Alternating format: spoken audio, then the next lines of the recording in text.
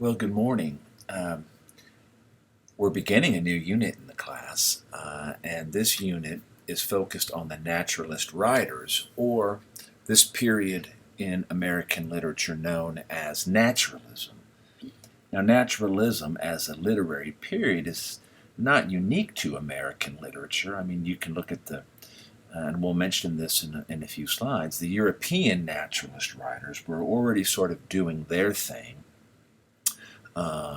Particularly the French, with writers like Émile Zola and Guy de Maupassant, who was really thought to be the master of the short story form. Anyway, I digress. But in this unit, we are going to be studying at least three naturalist writers: Stephen Crane, Jack London, and Theodore Dreiser. Now you see this quote here on the slide. It's actually an inscription that Stephen Crane wrote with respect to his first novel, Maggie, a Girl of the Streets. Maggie, a Girl of the Streets, we have in our textbook. We are not going to read it in its entirety, but it's there, and it's a very short little, it's really called a novella, usually under 100 pages. And in this inscription, you can see what Stephen Crane's objective was as an artist, what his aesthetic objective, what his aim was. So the pronoun it refers to his novel. It tries to show that environment is a tremendous thing in the world and frequently shapes lives regardless. If one proves that theory, one makes room in heaven for all sorts of souls, notably an occasional street girl, who are not confidently expected to be there by many excellent people. So what is exactly naturalism? Well, as you remember, we've spoken about and studied American realism. You know, that period in American literature that immediately followed the Civil War. And we have read some examples of writers writing in that tradition and aesthetic sensibility. You remember believable plots and setting, everyday people, attention paid to the details of domestic life, manners, traditions, customs, dialect, etc. And in many instances, these writers have been sometimes called regional. We remember that, right? For the texts depict particular regions of America: New England, the Midwest, the South, and the West. I want you, too, to recall what William Dean Howells, remember him, the father of American realism. He was one of the major advocates of realism, said. And remember, the realist writer, according to Howells, said that the writers should attempt to portray nothing more and nothing less than the truthful treatment of material. But you may recall me saying that Howells was also from a very genteel, rather conservative tradition. That is to say, he was very proper and conservative in his morals and his tastes, and he was sensitive and knew that women were the primary consumers of literature. And so he maintained that literature should not deal with topics or situations that would be considered too sordid or depict situations that might compromise feminine virtue. And subsequently, he wrote that American writers should only write about his quote, the famous quote is, quote, the smiling aspects of life. Well, that, if you think about this caveat, this edict, what does this mean for someone trying to write realism? Well, it suggests quite a bit, doesn't it? I mean, it certainly excludes a great number of circumstances and situations and realities that we know to be factual regarding the human condition and society. And further, Howells was extremely concerned about how America would be portrayed to the world through its literature. And so he didn't really want anything unpleasant or sordid or potentially ugly or unpleasant depicted in American fiction. So, What's the problem with this? Well, the problem is, and we've all, I think, lived long enough to know, and we're 21st century readers now, right? So we know that there are unpleasant and sordid and ugly things that happen in life, and especially American life at the turn of the century, where the gap between the haves and the have-nots was ever widening. There was abject poverty in these cities that were swelling with an immigration explosion.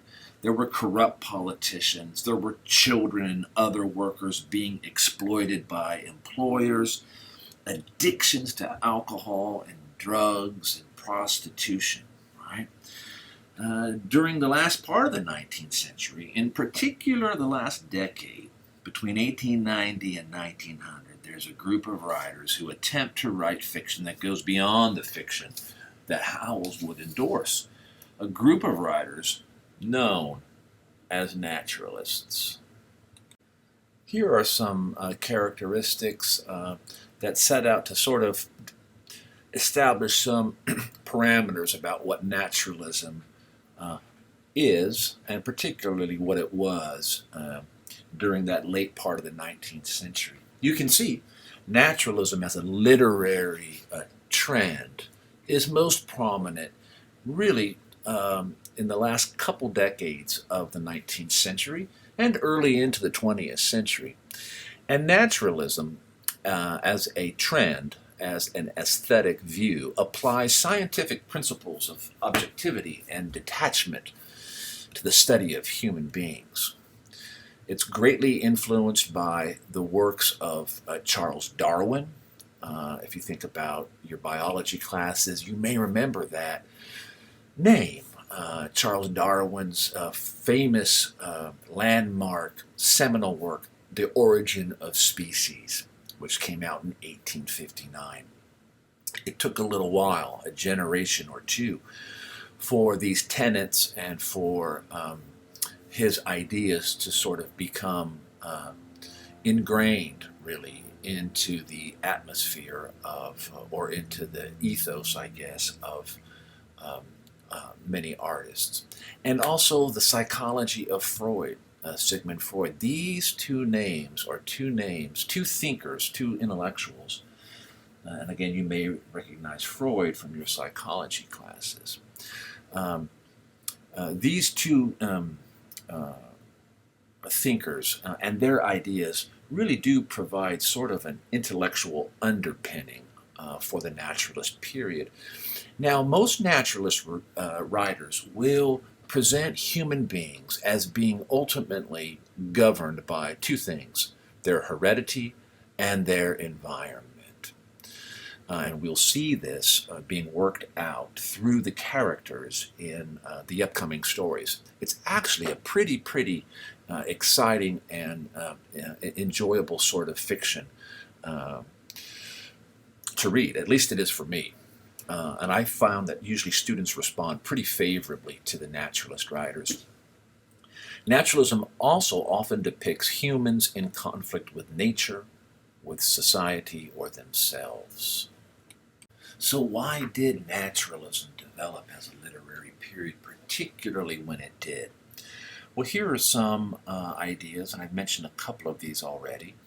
Obviously, there was a great swell of immigrants into the eastern seaboard in particular during the latter half of the 19th century, particularly in those decades immediately after the Civil War. Remember, when the Civil War is happening, there are not that many. If you look at the census data, it drops off significantly during the Civil War, and as we've talked about, that just sort of makes sense. But now that the Civil War is over and we're a couple decades after, we begin seeing an uptick in immigration into, first and foremost, New York City, right? That's often thought of as sort of that the gateway into America, and so many of our ancestors came through Ellis Island looking for opportunity, looking for a better life here in America. So the swell of immigrants in the latter half of the 19th century led to a larger, lower class and increased poverty in the cities. The cities become more densely populated, particularly as industrialization is on the uptick, right? So even people who were living in more rural areas, in the agrarian environment, left the farms to try to find um, higher pay and jobs in more industrial urban settings and cities. We talked too about the prominence of psychology and the theories of Sigmund Freud. The idea that really as human beings we are driven by very, very primitive animalistic uh, urges, right? And not the least of which is the desire to procreate. And so we see men and women being, and this ties in with Darwin's Origin of Species and that concept of the survival of the fittest, right? And the ability to adapt to one's physical environment. Now, Darwin is most interested in how species within the animal kingdom were able to evolve and adapt, and how the strongest of a species are those that live to sexual maturity so that they can do what they are biologically coded to do, which is to reproduce, right, and thus ensure the next generation of life. So what's interesting is to begin looking at the human being as just another form of animal species. And so this, in part, is what makes this literature so interesting when we begin seeing characters who are put into situations by the author. They think that they have a relative amount, they may think, the characters may think that they have a relative amount of free will with respect to the choices they make, with respect to the circumstances in their lives, the obstacles. Um, but what's fascinating is as we read through these stories, we, the reader, sort of can enjoy a nice distancing, a level of objectivity where we can look. Imagine we're sort of sitting up there in the balcony of a theater, and we can look down and see these characters trying so desperately to make their way, trying so desperately to overcome their conflicts. And we know that they, based on what we're seeing in the stories, we're seeing that they really don't stand a chance. I know it's sort of a bleak perspective, but this was a bleak period, as noted here, right? There was a great deal of pessimism in America during, in the period immediately following the Civil War and the Reconstruction period. Hey, listen, European writers, and I mentioned this already, were already sort of doing this. European and English writers, Thomas Hardy, George Eliot, Emile Zola, and these European and English naturalist writers were already sort of starting to write a fiction that had a different sort of cast to it than the realists did.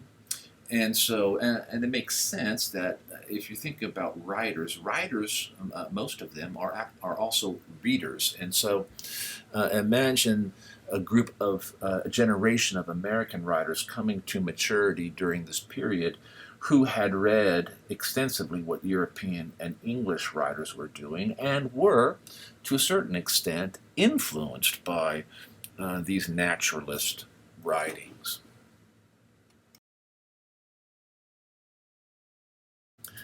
So who were America's most prominent naturalist writers? Well, here's a nice list of them. We don't have time to read all of them, but look, we've already read some of these. I think we read Ambrose Bierce this semester. We will read Stephen Crane, Theodore Dreiser, Jack London. I can't remember. Well, I think we read some Kate Chopin too. I think we read The Story of an Hour, or You may be familiar with The Awakening, Ambrose Bierce's The Boarded Window, or The Incident at Owl Creek. These are great stories too. And you can see, especially in the Ambrose Bierce, remember his nickname was Bitter Bierce.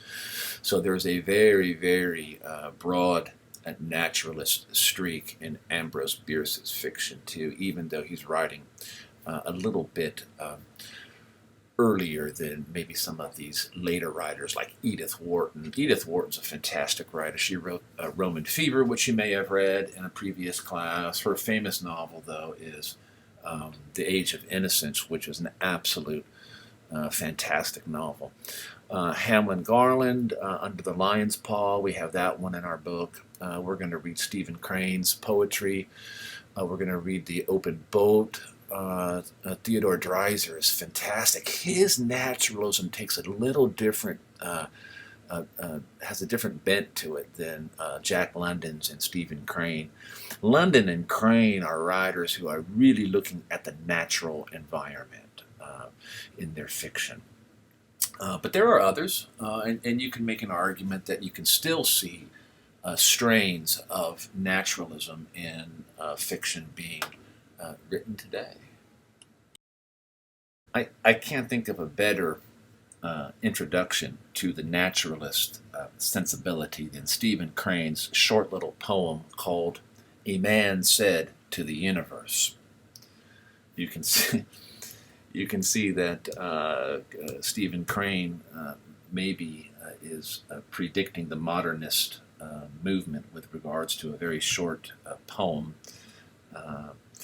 But look at this. In 4 lines, he encapsulates and expresses the naturalist sentiment. This idea that the human being as a species, as an animal, is really, if one looks at it through the lens of Freud or through the lens of Charles Darwin, is really a rather insignificant species. A man said to the universe, "Sir, I exist." "However," replied the universe, "the fact has not created in me a sense of obligation." Right? Do you see this, right? Here's the human being, right, proclaiming with bravado and with pride, right, calling out to the universe, "I exist, I matter." And look at the universe's reply to the individual, right? Basically, he says, the universe says back, or it says back to the individual, to the man, "I don't really care whether you exist or not, right? I'm not obligated, right, to cater to you or to coddle you or to protect you or to provide any sense of comfort, any sense of ease at all. Right? This is the ultimate, I think, naturalist poem. Here are some points to remember when we think about the naturalist period and naturalist writers. Realism, regionalism, and naturalism are somewhat intertwined and connected and sort of baked into the other. I sort of like to think of naturalism, though, as a grittier form of realism.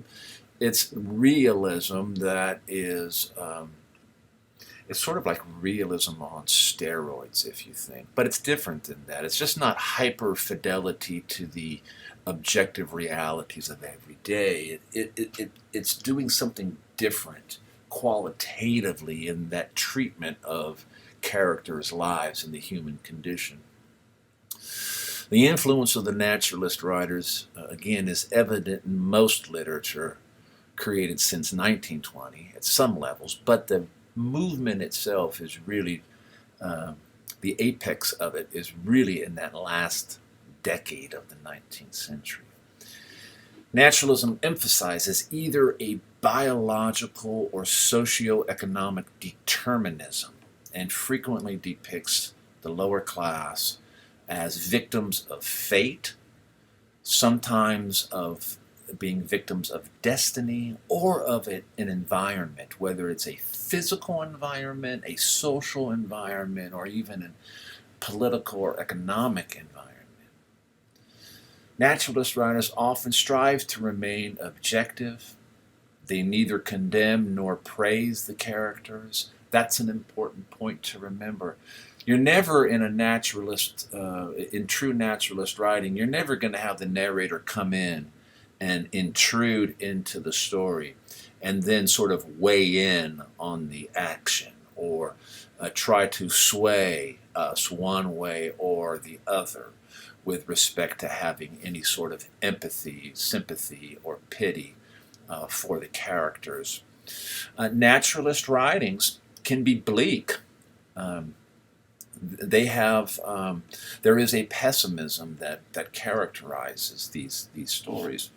Remember with naturalist writers that the subject matter is fundamentally different. It deals with, again, often things that Henry William Dean Howells and Henry James, to a lesser extent, would not touch. They wouldn't even broach these subjects, really, with their fiction. So it will show raw and unpleasant experiences, which reduce characters oftentimes to degrading behavior in their struggle to survive. And that's what we see a lot. That's a good point to think about as we read through these stories. We're often witnessing characters who are struggling to survive in that Darwinian sense, right? These characters, again, are most often from lower middle and lower classes. They're often poor, uneducated, unsophisticated characters.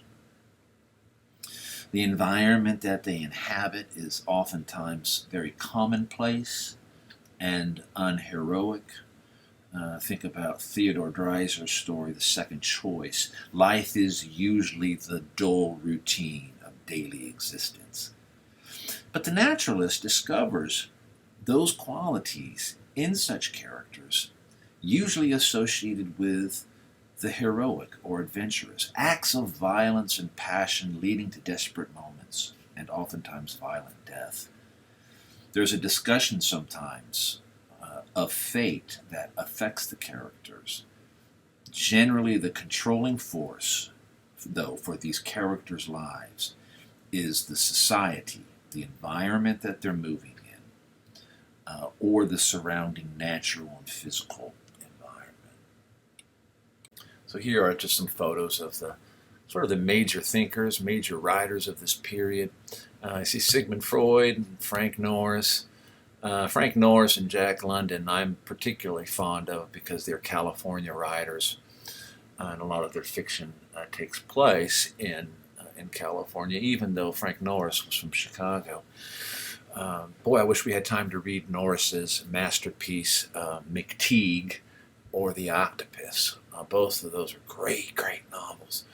See Charles Darwin over there at the right, Edith Wharton bottom right, Theodore Dreiser and Stephen Crane also. Really fantastic examples of American naturalist writers. All right, this is our last slide. Hey, I appreciate you hanging around this long and staying with me on this as we're looking at this last slide.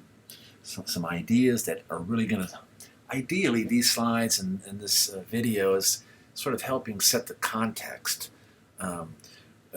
for these upcoming writers, to give you sort of that background, what was going on, what was the philosophy of the day, what were the trends and the styles of American literature for this little group of writers that we're doing. So the naturalist writers, just summing up here, they will see human beings, see human behavior, human actions, as ultimately reacting to at least four things here, right? Naturalist writers will see humans as reacting to environmental forces. Okay, and again, that can take different shape, right? It can be, if you're Stephen Crane, right? It could be on the battlefield if you're reading The Red Badge of Courage. If you're reading Maggie, a Girl of the Streets, you're talking about the lower, the lower west side, I think, lower east side of Manhattan, right, in the Bowery of New York City, right? If you're reading The Open Boat, well, then that environmental force is the ocean, right, and the sea and all of its dangers. Or internal stresses, right? The internal stresses that characters have with respect to their lives and what their dreams are. The internal stress that the character is facing. It could be fears, right? The fear of being alone, the fear of not marrying, the fear of being poor, the fear of starving to death, the fear of being destroyed, the fear of any number of human fears, right? And then Freud, right? Those drives, right? Well, it's Freud and it's Darwin, right? What are those instinctual sort of species that all species possess and must possess in order to fulfill and promise the next generation, right?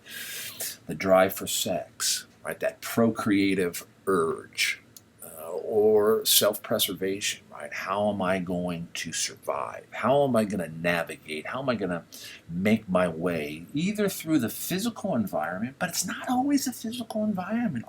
Often, like in Edith Wharton and Theodore Dreiser and Henry James, sometimes that the environment is not so much physical. It's not the landscape. It's not the snow or the sea or the tornado or the earthquake, but it's the social environment, class, right? High class versus middle class versus low class. How am I going to bump out of the low class and make my way into the middle class? Or if I'm in high class, how do I stay there? But the naturalist will always see human beings. And in our case, right, because we're reading fiction, what we're interested in doing is observing characters who can't control or understand really how their lives are controlled or ordered by these forces, the environment, the internal stress, the fear, the drives. We see it as readers, and that's what makes it great, guys. We see what's going on. It's like putting a rat in one of those mazes. You've all seen that, right? Where you see a little mouse trying to make its way through a very sophisticated or complex maze. And the rat or the mouse doesn't see where he's going. He doesn't see the entire doesn't see the entire maze or the clear path. The mouse could be thinking as he's trying to find his way to the cheese, right, that he's going down a corridor that's going to lead to success, but it may in fact be a dead end, right? But the scientists who are observing the mouse or the rat in the maze, they can see it, right? We can see the mouse going through the maze going, sucker, he's never going to make it, right? He's going to have to backtrack, right? He's going to have to try something else. He's not going to be successful going down this road or this path. Same thing. Think of the same thing as I mentioned a few slides ago. We see it as readers. We enjoy the objective sort of balcony view into this laboratory, this fictional laboratory, let's call it that, of these characters. We understand what's happening environmentally. We see the stresses that are happening, but they don't always see that. Okay. So naturalism, and particularly this last point, this idea of how their lives are controlled by forces. So in naturalism, and I'll close with this, but this is important. In naturalism, characters do not have free will. External and internal forces, the environment, the heredity, They control their behavior. This concept or belief is really what's called determinism, okay? And it's on one end of an extreme, okay? So a determinist or philosophical determinism would argue that individuals really have no free will. In fact, that we are genetically and environmentally coded for a certain experience, for a certain trajectory in our lives. That's one end, and that's an extreme end of that spectrum. All determinists believe in the existence of the will, in other words, free will, choice, but the will, the choices that we make, or the individual has at his or her fingertips, is often, quite often, enslaved or limited on account of these different reasons. Right? So some would suggest that naturalism applies a sort of scientific determinism to literature. Right? Remember, this was a period that some would say was marked by a great deal of spiritual unrest. In 1859, remember, Darwin's Origin of Species was published, and the ideas were circulating that man really is not a privileged species, but that man, humanity, is basically, in fact, merely another biological animal whose fate is controlled by accidents, by heredity, by the environment, by natural selection. Forces that some would say deprive humans of the special place among the creatures of God that had comforted them in religion. Deprived of that special place, then, they seem to have lost the necessity for the exercise of individual responsibility. Naturalism, then, stands really in sharp contrast to that sort of intuitional idealism of the first half of the 19th century. If we think back to the Romantics, right, and the Transcendentalists, the Whitmans, the Emersons, the Thoreaus, right, who saw so much optimism in human nature and so much potential, right, in human and social life, right. This becomes a fundamentally different view by the end of the 19th century. Hey, listen, you guys have stayed with me for a long time. If you have any questions about any of these ideas, post them on the message board, shoot me an email. I'm really excited. As I said, this group of writers is really one of my favorite writers to read as a reader and also to teach, because the ideas in them, I think, are really, really intellectually very interesting to entertain. Hope you guys are doing well, and hope to see you soon. Bye-bye.